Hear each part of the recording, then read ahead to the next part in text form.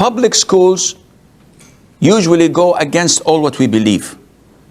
Sexual education, free mixing, Darwinism, the whole 9 yards. And then you have to take him to the Islamic school until it reaches a level where there is a threat on his aqeedah, on his Islamic practice. Mu'tasim from the UK. Sheikh, I need some advice regarding my son. Inshallah, next year he will start year 7.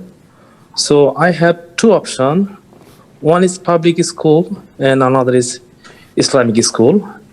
And I have done some study on two Islamic schools. One school, they're just full of bidah. And another school, just one example, the students are not allowed to wear the trouser above the ankle. They must wear the trouser below the ankle. So my question is, like, I'm in a dilemma. What should I do in this situation?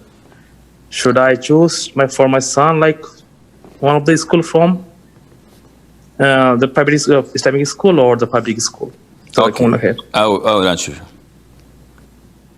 Abu Mu'tasim from the UK, he's in a dilemma.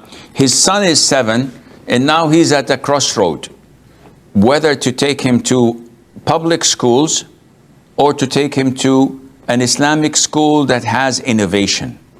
Now, personally speaking, without going into details, you have to weigh the pros and cons.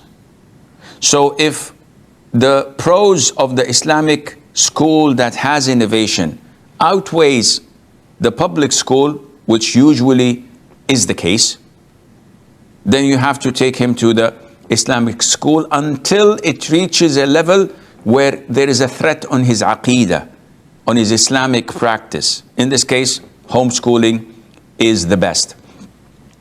Public schools, the students are placed in an environment that would melt them down.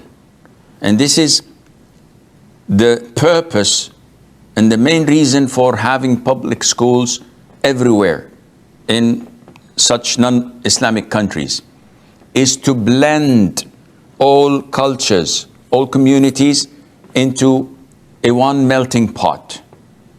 And this is what explains some European countries' enmity, clear enmity only towards Islam. Not Judaism, not Christianity. They only target Islam publicly, and they claim that to be democratic. They close masjids, and their ministers proudly speak of closing masjids, Islamic centers, raiding homes of the Muslims. Why? Simply because the people want to honor their identity and religion. No, this is a taboo. You cannot wear the niqab in these countries. You can wear a bikini. You can wear a thong in the middle of the Champs-Élysées, no problem. But not a niqab. Why? Because this defies the purpose of melting everybody into their kufr ideology. To honor your Islam, to honor your own religion and belief, this is taboo. So public schools usually go against all what we believe. Sexual education, free mixing, Darwinism, the whole 9 yards. And this is why it is important to protect our children from such environments. Now, if the Islamic school has mistakes, if this Islamic school has mistakes, we have to go and try to correct them, advise them, bring scholars to speak to them, and reduce the harm to a level that is acceptable. And the issue of not wearing the trousers above the ankles, this is unheard of. Why would anyone order Muslims to go against the orders of the Prophet ﷺ? Even if you disagree with the concept. The hadith is crystal clear. It's in Bukhari and Muslim. Well, nobody does this except someone who's a hypocrite or has hatred against Islam. But you still can take your child there, order him whenever they're not watching to fold it, do something over and over, they will get accustomed to it.